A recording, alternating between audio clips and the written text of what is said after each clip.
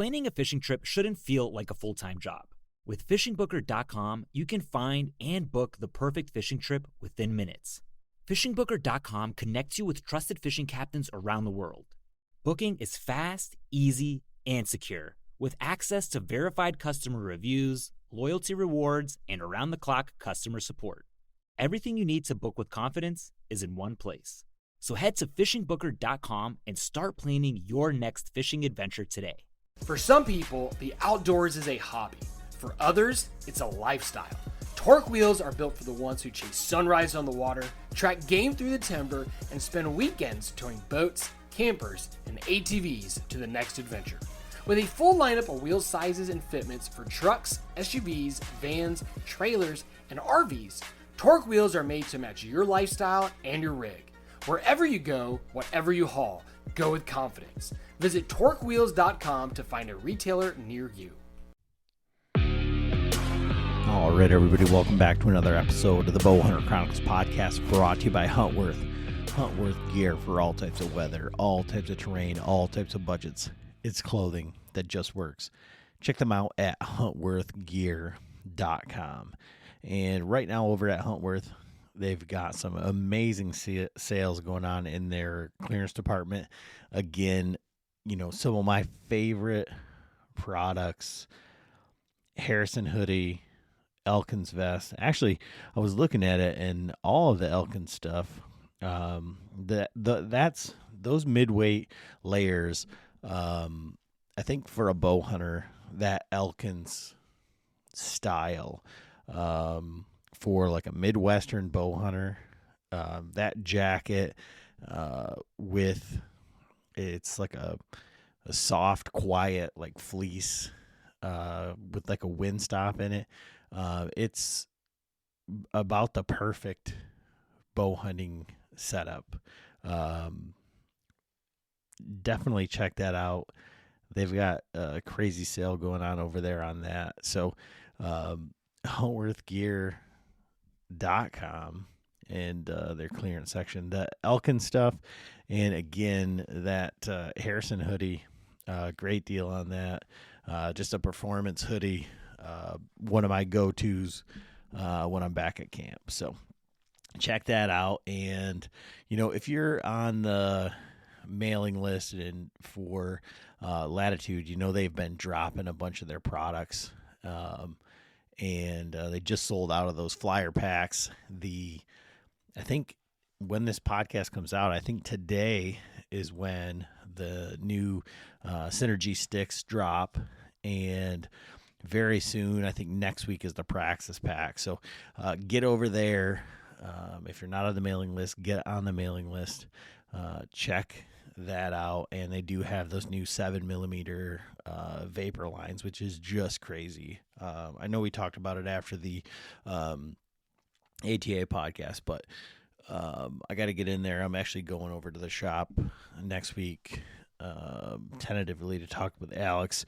And I want to sit down and talk with Jake again and kind of get that conversation out there, because, you know, 7mm ropes are tiny, and, you know, they're going to be safe enough for you.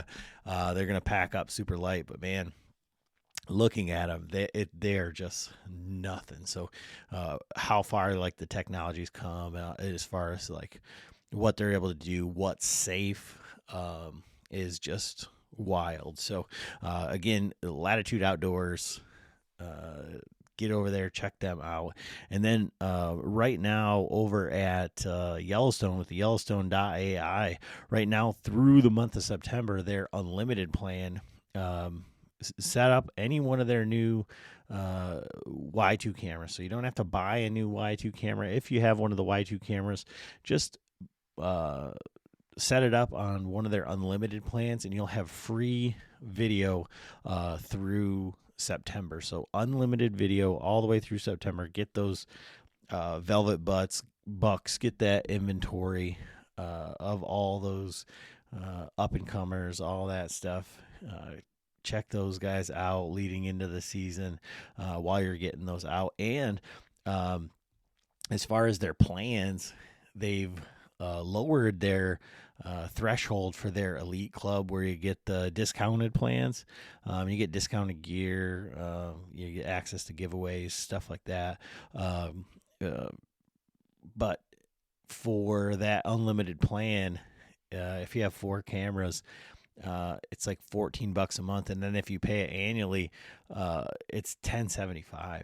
I mean, it's very, very competitive compared to any of the other plans that are out there, and definitely something to look into. But having that lower tier by running 4 cameras, I feel like most people are running at least 4 cameras. So get over there, Yellowstone.ai, check those out. And this week's podcast is Ben, one of our Patreons. Didn't even know it at the time when he came to deer camp, and we were trying to help him out, trying to get him on deer, that he was the guy behind Hobo Outdoors. And he's got some new straps that he's just launched on the website, hobooutdoorsgear.com. And just a great guy. I've been working with him on some other projects that we're pretty excited about over here. And it's just fun to have Ben on his first podcast, get him out here. And certainly go over to his website, his socials, all that. Show Ben some love. Very, very great great person, great guy, Ben Brown from Hobo Outdoors Gear. Check him out. I know you guys are going to enjoy this podcast. It was certainly fun to do. And as always, thanks for listening. All right, everybody, welcome back to another episode of the Bowhunter Chronicles podcast. And today, making his podcasting debut, you've probably never heard him say 2 words if you've seen him in person, unless you've seen him at the Patreon hunt or some sort of Bowhunter Chronicles function. And if you did run into him, you would never know that he has a company. It took the whole Patreon hunt, and they're like, "Do you know that dude has a company? He's the guy from Hobo Outdoors." And so we got Ben Brown on here. And I will tell you that despite whatever he says, he's the freaking luckiest dude ever. Comes to the Bowman's Club dinner 2 times, wins 2 of the big prizes, just slinks around in the shadows, and then they call the numbers, and he's like, "Oh, that's me. That's me."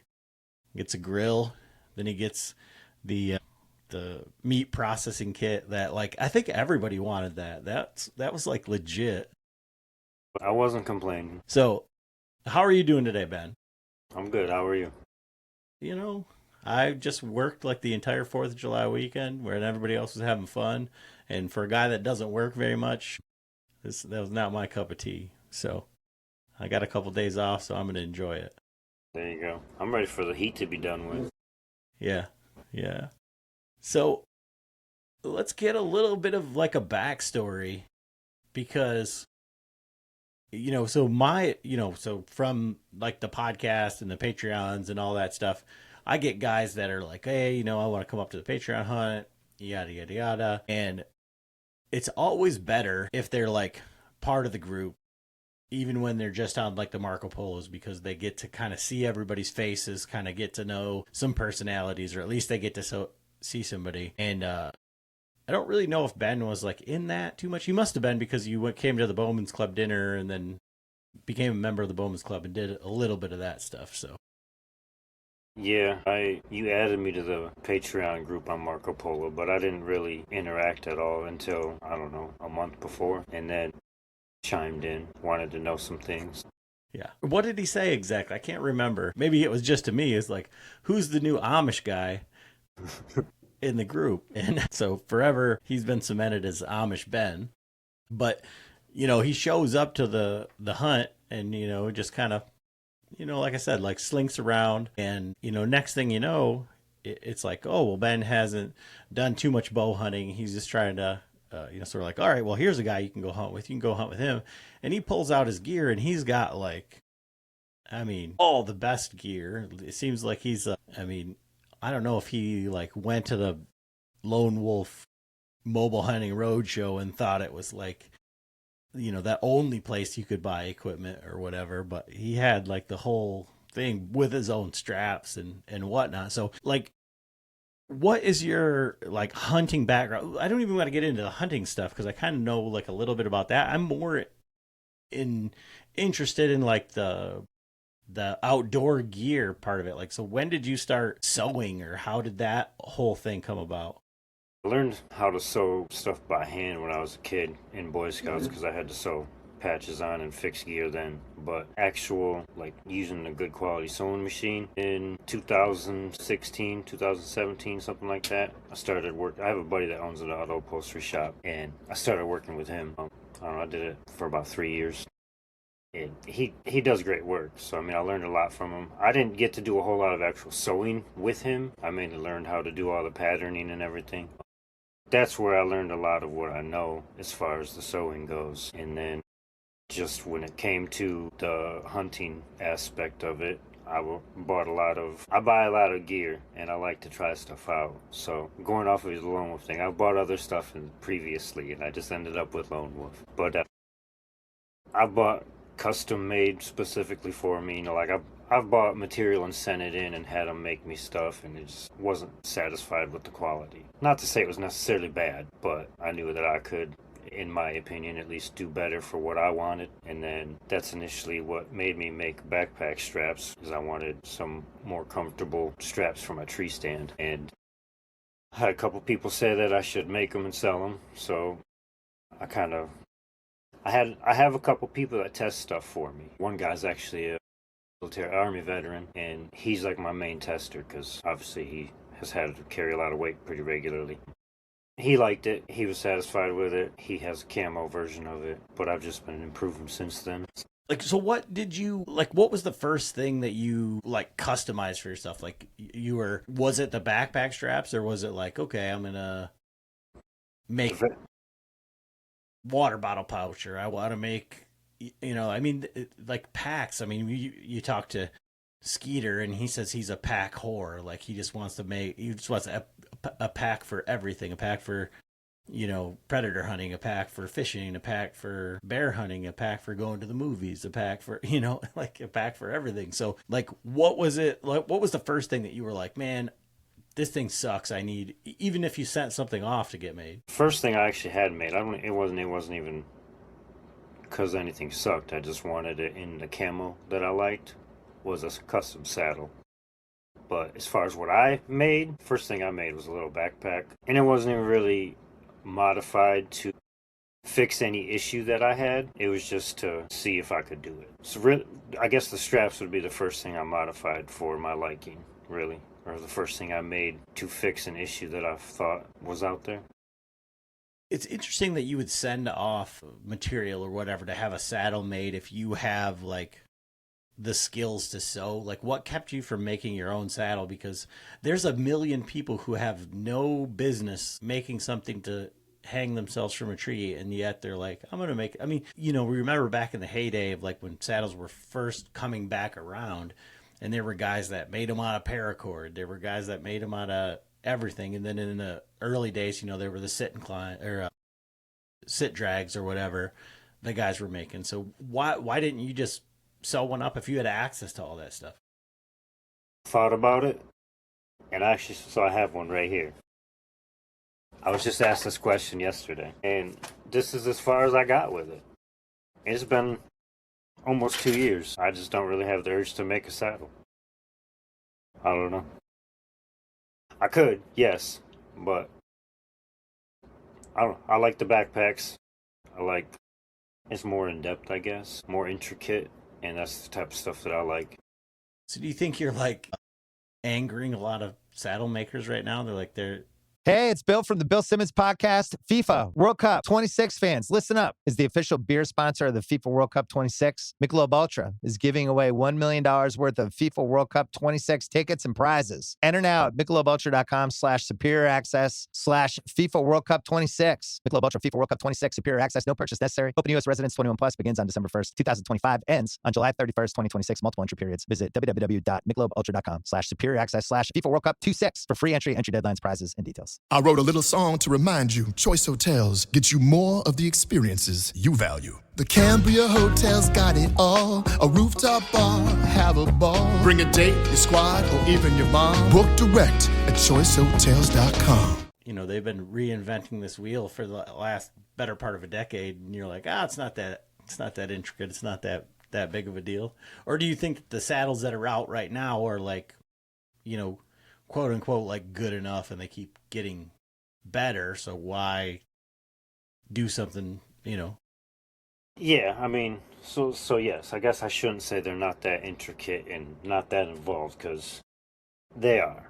But design-wise, I guess it's not what I like to design. And I do think that essentially everyone like you said, there's so many saddles out there.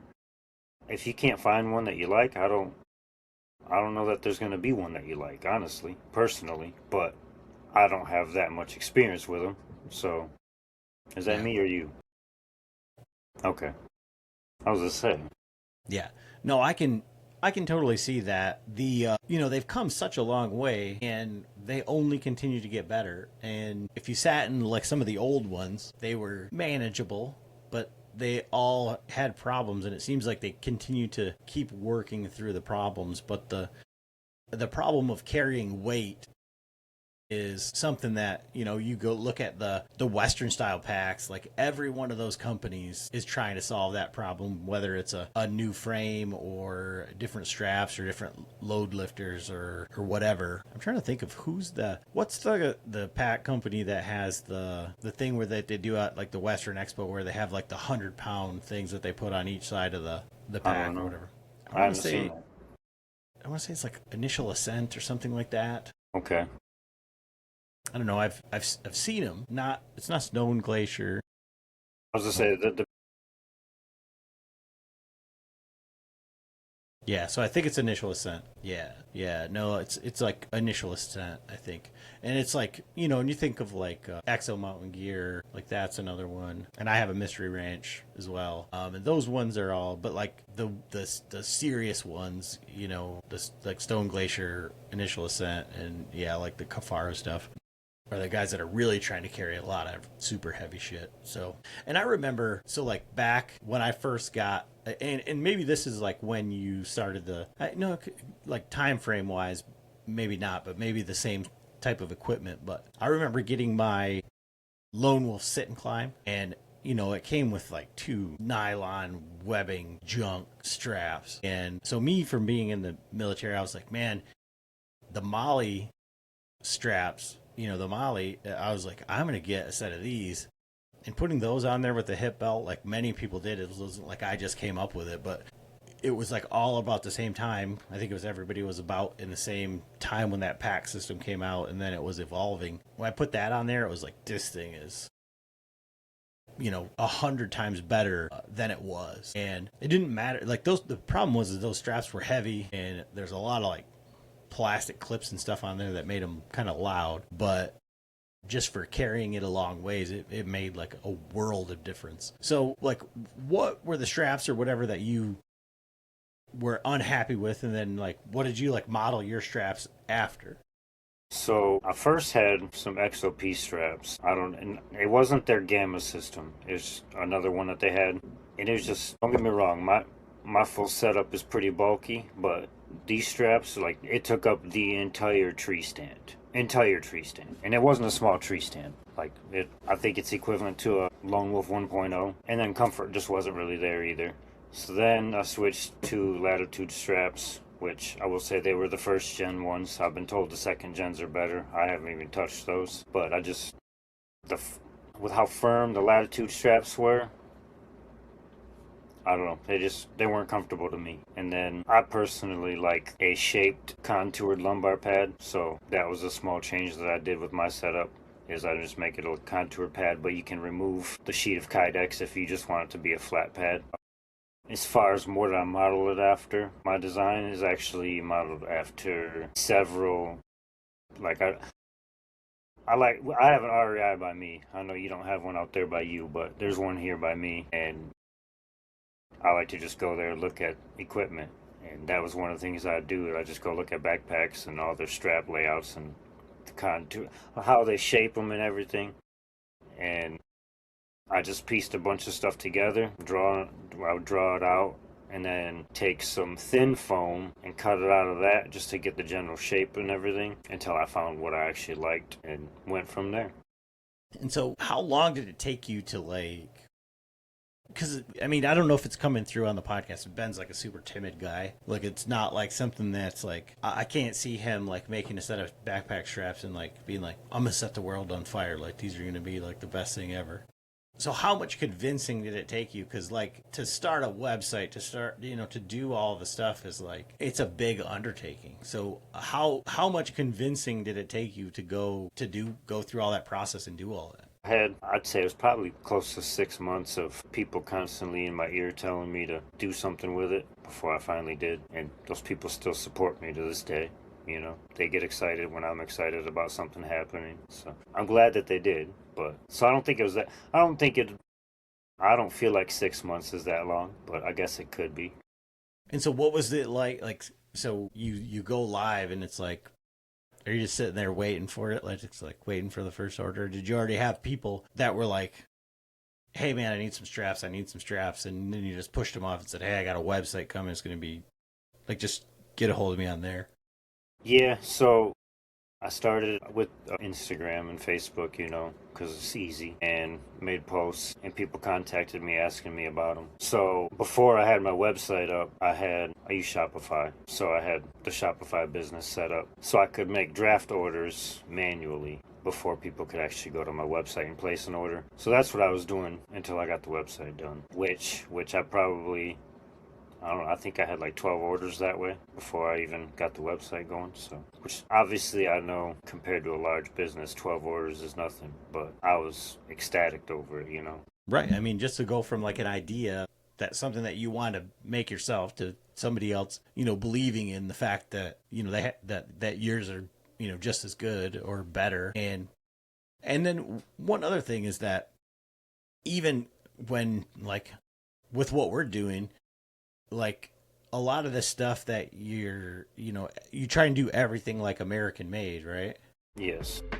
If you've been looking to upgrade your cellular camera system to a system that's easy to use, you need to check out Yellowstone.ai.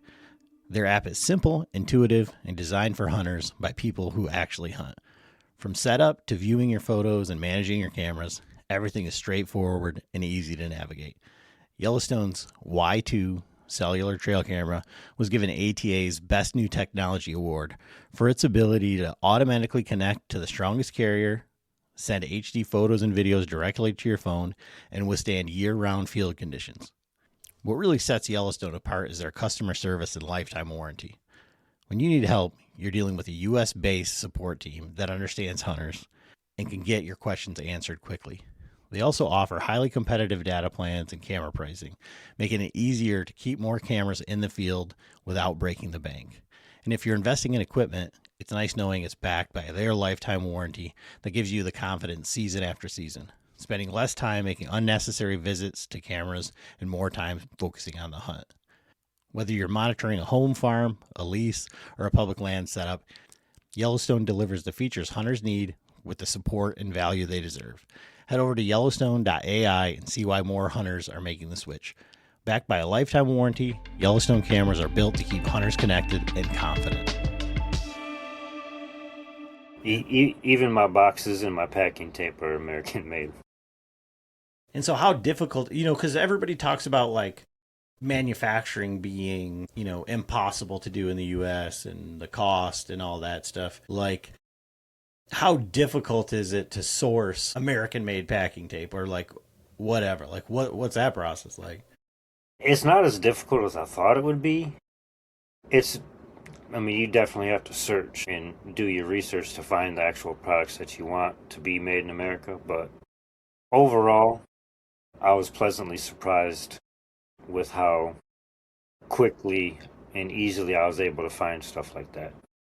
Price-wise, that's the big difference, I think, is the made in America stuff opposed to the overseas stuff. It's just a drastic price difference, which in turn affects availability for consumers and such. So like, let's say the ladder locks. For a mil spec made in America one, it might be like 79 cents a piece, but you can get them from overseas for like 13 cents a piece, which is crazy because they still have to come from overseas and then get to you, and they're still that much cheaper.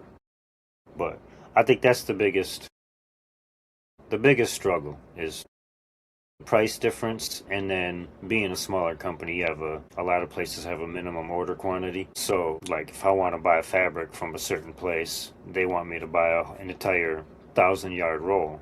I can't afford that, not right now. So the places that I do get my supplies from, they let you buy like by the yard, which definitely helps out. But then in turn, it brings the price up because you gotta, you're paying a premium to get the smaller quantity. So it's like, yeah, just one more thing to tack on. Yep.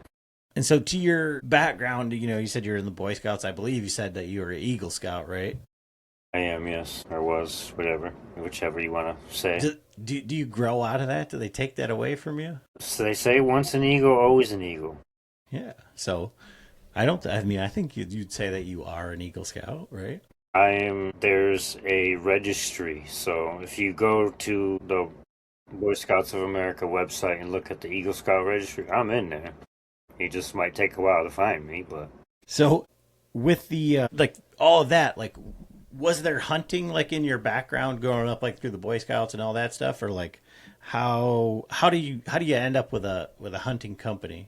So, my dad hunted when I was a kid. However, one, he quit before I was of age to hunt. And two, the times that he did hunt, I only ever remember him coming home with one rabbit one time. So I wouldn't say he was a very successful hunter. But like I said, so before he quit hunting before I was of age to hunt, so I never got into it.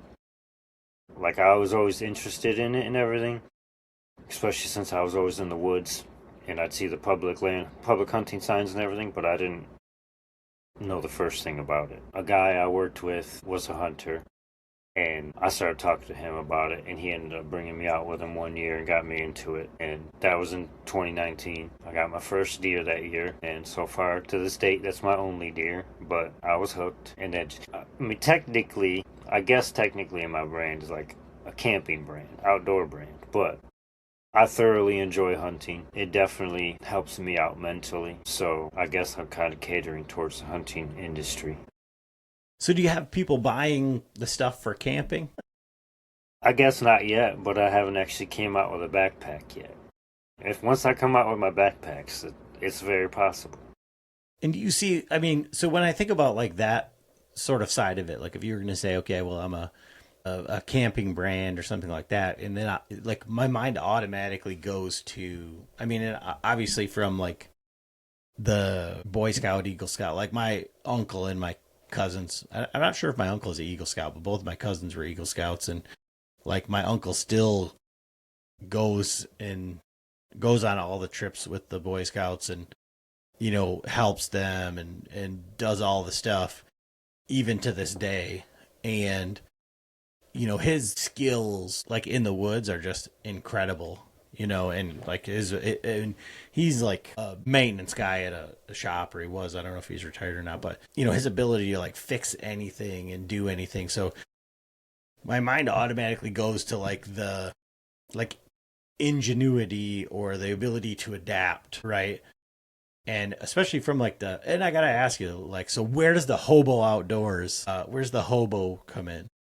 Well, visually, whatever, appearance-wise, I kind of look like a bum. I won't lie. I won't deny that. I would say Hezekiah outdoors, but... I walk around barefoot a lot. Really, my oldest niece used to call me, she still does, but not as often. But my oldest niece used to call me Uncle Hobo. So, that's really where that came from. Okay. Well, what I was going to say is, so my mind automatically goes to some of these other smaller hunting companies and stuff like that make the small ultralight tents or tarps or the backpacking type stuff for the backpacking type hunts. So I mean, have you considered, or does that like fall into your wheelhouse at all, or like what would be your camping products? I have 2 tents prototyped. I just haven't. That's a big undertaking. So I haven't decided if I want to for sure produce tents. I mean, I've been pretty busy otherwise, so I don't know that I'd be able to feasibly make tents as well. But I do have 2 other tents, or two tent designs drawn up, prototyped, and then as far as camping part, I would consider other accessories, such as, you said, a water bottle pouch. I do have water bottle pouches, but little items like that, I guess, is what I would consider under the camping aspect. But like I said, I do have 2 tents prototyped. I just haven't decided if I want to follow through with them or not. I know Tyler from Deer Camp, I can't think of his last name right now. You know what I'm talking about. He seemed excited that I had plans for tents. So, I mean, others might be as well. I don't know. But the thought is there. And so who does that stuff cater to? Like, who's the end user on your tent? Is it like a ultralight backpacking tent, or is it a small like wall tent with a stove type tent? So the one tent is a smaller 2-person tent. I wouldn't consider it ultra light, but it is a smaller, more feasible for bringing out on the trail with you. And then my other one that I have designed is a larger 4 to 6 person tent. I don't know if it would be considered a wall tent, because I don't, do they have to have a minimum size on those or not? But yeah, I don't know. I know I have personally like an octagon shaped tent, which is in the canvas ones, which is nice, but the canvas is so heavy. So my plan was for the 4 to 6 tent, I guess a lodge tent. That's what I'm trying to think of. The 4 to 6 person tent is considered a lodge tent, but I also hadn't decided what I wanted to use material-wise yet, because canvas is heavy duty and durable, but obviously it's ridiculously heavy for what it is. So another reason I hadn't decided if I wanted to follow through with tents yet. Gotcha.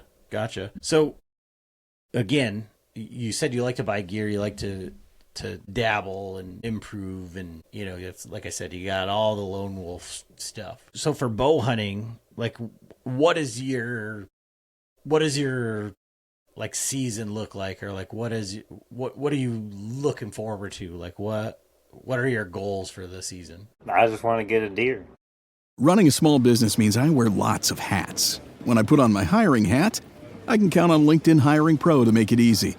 LinkedIn Hiring Pro helps manage my hiring workflow, puts my job post in front of a unique network of professionals, and matches me with the best candidates for my business. I can also share my job with my network. No other job site lets me do that. No wonder most small businesses say they'd use LinkedIn Hiring Pro again. Hire right the first time. Post your job for free on LinkedIn today at linkedin.com/quality. Pace Checkout is offered by your banks and credit unions. So when you shop online at participating merchants, your cards appear in one place, ready to use and kept up to date. And the best part, your actual card number isn't shared when you check out, because boundaries are healthy, like no work emails after 6. One small step for boundaries, one big leap for checkout. Pace. It checks out. Activation required. See Pace.com to learn more. Terms and conditions apply. I mean, even if it's just a doe. What are you doing to make that come to fruition, right? Like so that's the thing is like, and you've been to some of the NRC meetings, about like, with all of the Rome guys, you were up at TAC with us, and about all of the stuff about shooting more does and all that stuff. So to say just a doe is disingenuous. You can't say that. And I mean, you've had the pleasure of hanging out with Uncle Frank now. That he says every deer is a trophy with a bow, and you got to get a few under your belt. So you can't just say just a doe. You have to look at it as you got to get out there and just get the experience, right? Yeah, I definitely agree with that, and I say just a doe, but I mean, it would definitely be a trophy to me. I would be so ecstatic. I mean, my heart's racing just thinking about it. As far as what I'm doing to make it come to fruition, at the moment, I haven't even been in the woods this year. So currently nothing. But typically, if I have the time, I'm out in the woods as much as possible, scouting and trying to figure out the deer. I mean, I'm still not super well-rounded hunter, obviously. So realistically, I get excited if I even see 10 deer for the season. Like that's how my seasons have been. If I can see a total of 10 deer, it was a good season. Sit there and see 20, 30 deer sit. So I don't know if I'm just doing something wrong or what. Now, I have to assume that this is all on public land that you're hunting? Yeah, all public land, which around down here, so you're in Muskegon County, I'm Kent County, it's just the amount of hunters, that like down in Allegan, is insane, which I've been up by like Big Rapids area on the public land, and the hunter presence is way less up there compared to down here, so it might just be that I'm $1 late or whatever. That's not the word, the phrase. Day late, dollar short. That, and people beat me to it, but there's times I'll get out there at 5 in the morning and there's no one there. And I'll sit all day and don't see a thing. But I come out to leave and there's 10 cars in the little parking area. Whoa, no wonder I didn't see anything. So how do you, what do you do to adjust that? How are you adjusting on that? I just try and move to a different area. But, I mean, again, depending on where I'm at, I feel like there's people everywhere. So it's probably just that I haven't learned what to actually do to fix that or whatever, to alleviate the hunter presence in my immediate area. It sounds like you just need to find the deer. I mean, it sounds simple, right? But I mean, like ultimately, and so do you have anybody that's like helping you, or that, are you, your buddy that was hunting with you? Is he hunting with you at all, or? No, and he actually, that was his first year hunting even, so he doesn't know anything either. Okay. But I've seen deer, so going off of that, there was a couple times we were out and he was complaining, oh, let's be done, let's go in, climb down. Like, no, we gotta sit. So I get sick of hearing him complaining about wanting to get down, because, I understand it too. Like, it's boring if you're not seeing anything sometimes. But we would literally climb down, and as soon as he'd go down first, and as soon as I would get down, a deer would show up. Like, I told you we should have just kept sitting. So that happened probably 3 or 4 times. But other than that, yeah. So I think it's more that you just need, to find somebody to kind of like mentor you or kind of show you. I mean, and everybody has messed up 100 times more that's hunted more than you, I mean, all the successes come from, 100 times more failures. It's not like it's just, I mean, the reason we love it is because it's difficult, right? So if you just went out every time, I mean, this year just over the 4th, we had like a big fish fry and we ate a deer that my daughter killed and a turkey that my daughter killed. And the turkey was like so cool because she had hunted like 3 years and just had a bunch of crappy sits and like never saw a turkey or only saw hens or whatever. So like when it happened, it like meant a lot more because it wasn't just like, we're going to go out there with dad in a spot where there's, deer, turkeys, or like, we know that there's going to be, it was actually exciting, and it felt more because it was like more difficult. There was like a lead up to it. And, if you just went out every time and shot deer, it would lose its luster really quickly.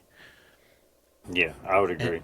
And I think that's why, like you're saying, even just thinking about getting a deer gets you excited, because it's something that you've been trying to work towards and it's just not happening, Yeah.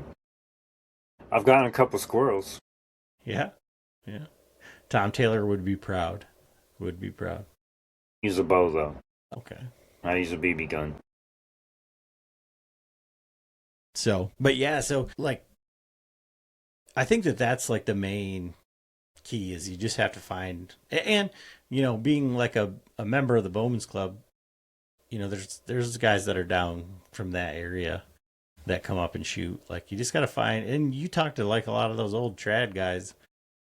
You You need to sit and talk with those guys and say, hey, man, because those guys, a lot of those guys can't hunt anymore, or they can't pull a bow back, but man, they want to help out. They want to still be involved, Yeah, they've definitely, just shooting in the leagues with them, they've all been very helpful and informative. Yeah. So yeah, I forgot you shot. So you were shooting on the Broadhead League, right?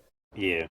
So I've never shot the Broadhead League. They talk, so it's like the only Broadhead League in the state, and it's been going on since like either the late 60s or the 70s. And some of the guys you're shooting with probably were shooting at the same time. So talk about the Broadhead League, because everybody's familiar with like spot archery or their, 3D, or like even when we talk about like just doing our little small game leagues like through the winter. But like, so what's the Broadhead League like? It's interesting. I mean, it's essentially like on the 3D course, but I mean, really, they're kind of 3D target. No, they'd still be 2D targets. They cut deer out of cardboard.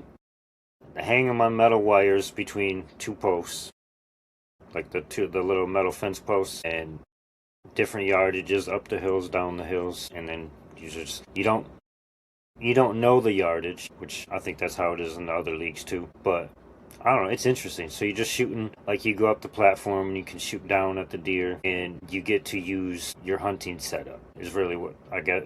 That's what I gathered from it. You use your hunting setup, and it's preparing you for hunting season, which is the reason that I chose to do it, and I liked it. But that's what it is. They cut out essentially the body of a deer out of the cardboard, and they draw the rings on it, and you shoot at that. But how do you know whose hole is whose? Like, how do you know where you hit? Or so you can use different items to mark it, but we use, like, the most common one is they take the chalk markers, and we will literally color our entire broadhead. And when you shoot through the cardboard, it leaves your color where your broadhead went through at. So when we do the 2 teams at a time on each target. So when you're shooting, you need to make sure that the people on your team and the other team have different colors. But that's how they differentiate that. yeah, I know. Like back in the old school days, they always talked about using lipstick. So, Jerry kept telling me that. He's like, just use lipstick, Ben. Like, Jerry, I don't have lipstick. Yeah, it's pretty cool. Like I said, I mean, obviously I've seen all the targets out there. I've seen it, but I've never went out there and shot it. So I wasn't really sure, because they talk it up like it's like the greatest thing since sliced bread. But I don't know. It's interesting. And doing anything like that, getting out there and, shooting bows with other people is certainly fun. How do you think that prepared you for TAC? Like, what was so Ben being like a timid guy, went up to the Total Archery Challenge, stayed with us. So what was your shooting the Total Archery Challenge experience like this year? Expectation versus reality. Reality is overall everything went a lot smoother than I was expecting. Between, like, from waiting in line to actually go shoot and the actual shooting portion of it, I thought it would be, well, one, I thought I'd be a lot worse because I wasn't really sighted in that well. But it seemed like from the pictures and everything I've seen in the past, it just seems like it's a more hectic environment than what it was in person. It seems like just a lot of, everybody just wants to talk and have fun. I mean, everyone's there to shoot their bows, everyone's there to talk about archery, and just expect people to be, I don't know what word I want. Negative? Yeah, I mean, I guess that could work. It was definitely a more positive outcome than I thought it was going to be. And the people added to that, absolutely. Yeah.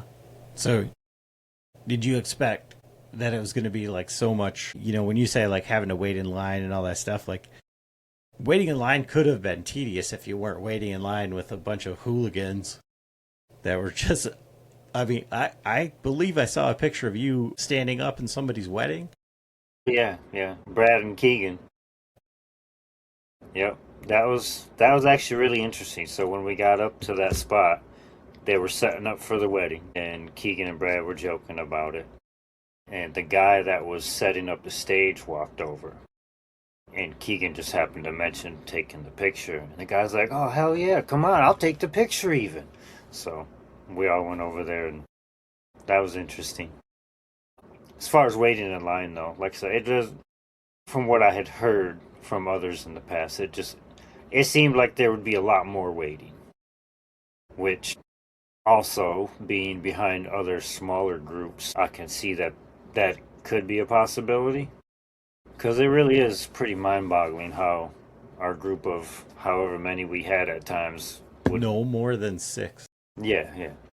Would catch up to groups of 2 or 3. No, I mean, again, like, I think, like, again, for someone who, you know, is kind of new to the hunting, new to the community, new to all of it, for me, calling it deer camp in June is like I 100% think that that's exactly what we make it. And it just carries over until the next time we see each other, you know? Yeah. Well, having been to deer camp with you guys and then go to attack with you, I would 100% agree with that statement. So, and it was a blast. So, how did it change your... Did it do anything for, like, your archery, for, like, your shooting? Did you take anything away from having to shoot those distances or anything like that? I think I need to try again and be actually fully sighted in before I can truly take anything away, I think. Because, like, even though we were ranging the yardages and I'd set my tape, I think I'm a fairly accurate shooter. So, well, sorry. I guess I did learn, you know, the wind played a factor in the long distances and everything, which I haven't had to deal with previously. I mean, the longest I've shot was, I think, 80, which was at the Bowman's Club, between the big field targets, and then they have the actual field course, and there's a moose on there. I think the moose is 80. It's either 60 or 80. But other than those 2 targets, which are in a wooded area, I haven't had to shoot long distances. So taking into account that wind definitely plays a factor in it, which, I mean, I knew, but I hadn't, like I said, I hadn't experienced it yet. So I did take away a little bit on that aspect. And then just the longer distances, the smallest inaccuracies are drastically compounded. Yeah. I mean, and even just in that, doesn't it make you like understand, like, at what a different level some of these guys are? Like, yeah. With not maybe just with their equipment, but just their ability to shoot. And, you know, because at 20, 30, 40 yards, whatever, but at 80 on a 45-degree angle, shooting in the wind and be able to put it just right where they want it, you know, like, A, if your bow isn't just right, but then B, the ability to be able to hold it and get your bubble and keep your form. It's like, I guess for me, it always makes me want to, like, be better, and not just in, like, my equipment, because I can get my equipment, but just like, man, what do I need to do, you know? Yeah. And then, like, seeing the consistency, even like them being able to shoot that well consistently at those distances, it's definitely, like, makes you want, like you said, makes you want to be better. Right. Like, and I think that can, like, carry over to hunting too. You know, like, you know, you're sitting here saying, like, I could just only kill a doe, like, but, you know, when you get in the same sort of situation, in the same kind of circles where guys are continuously killing, like, bigger deer and things like that, like, it only makes you want to work harder, try harder, do more. And so is that the same in, like, the space that you're in, like, as far as, like, the company and the gear and all that stuff? Like, what, like, who are you chasing, I guess? Like, who do you look up to? I honestly can't say that I have someone I'm looking up to as far as that goes. Like, seeing the other products, I guess, it, like, makes you want to push yourself and strive to do better and do, like, advance your technology, I guess, or your systems that you're messing with. But realistically, the companies that I have to look up to in that aspect are fairly large companies, and at the moment, I mean, I really can't do half the stuff that they do. Well, but I mean, even like you could be like, man, you know, these guys are doing this on social media, or these guys are doing that, or like, you know, things that are working or things that aren't, you know. Like what I found like in podcasting or like whatever is like surrounding yourself with good people, again, like makes you want to work harder, do better, and especially when you're, you know, excited about something. Yeah. Oh yeah, definitely. So, like I'm buddies with a couple other guys that have smaller businesses in the industry. And I mean, we talk back and forth, and same thing, I guess, like we hype each other up. So, yeah, like that aspect is there. Like you said, I'm pretty timid, so I don't know that I help out that much in that aspect, but I don't try. know. I've seen some of your ideas. I've seen some of your work. I think you're going places. Trying. This summer, soccer is here, and so are the watch parties. And Uber Eats has your game day essentials covered. Everything you need to keep your crowd happy, delivered straight to your door. Get wings, pizza, chips, dips, fresh ingredients, and more. Keep the soccer going and all your game day essentials flowing. Order in so you can lock in for the games. Only on Uber Eats for a limited time. And we're live on match day as Doug reaches for a buffalo wing. He's got it! Oh, and he's gone for a can of Pepsi too! What a finish!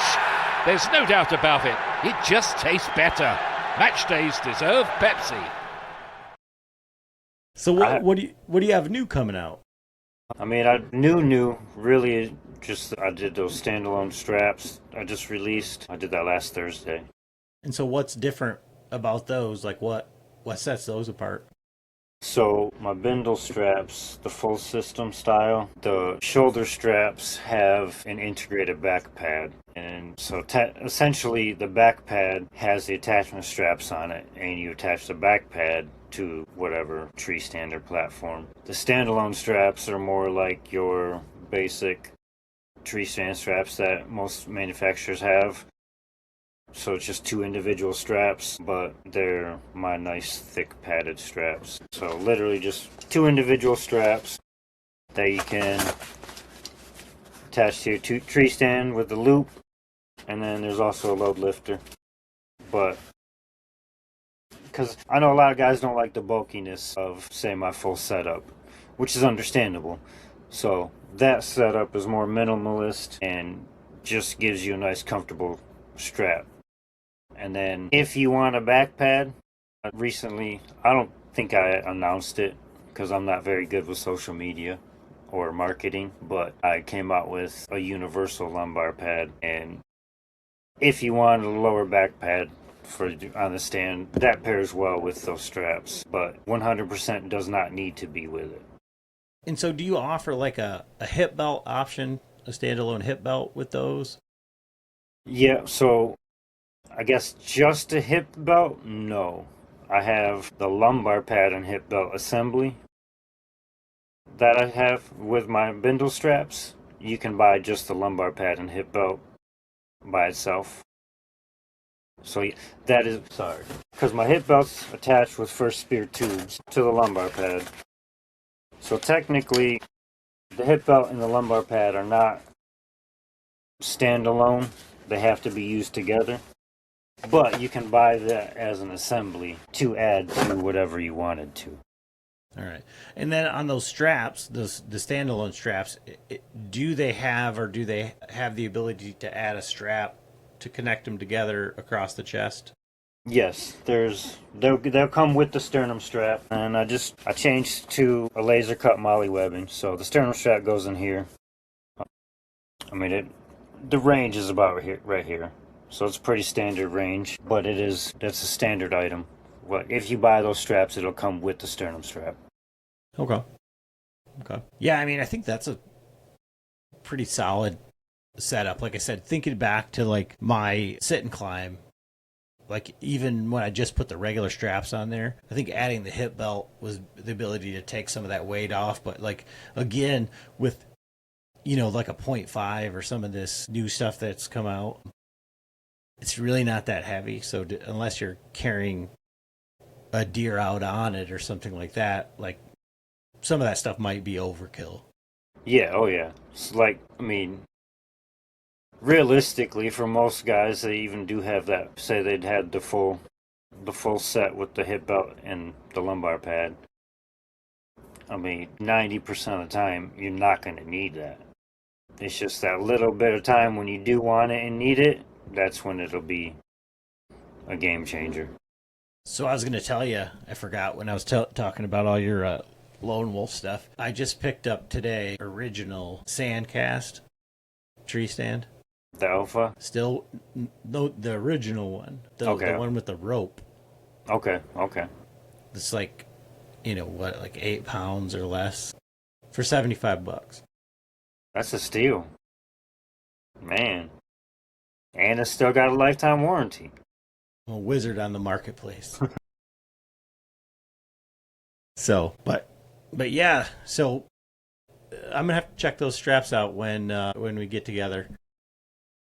And you got a set for Jake, right? He's getting a set of those? Yep, that was actually Jake's lumbar pad and hip belt. All right. So for you hunting this year, nothing out of state, nothing. You're just got to get that one. Got to get the doe.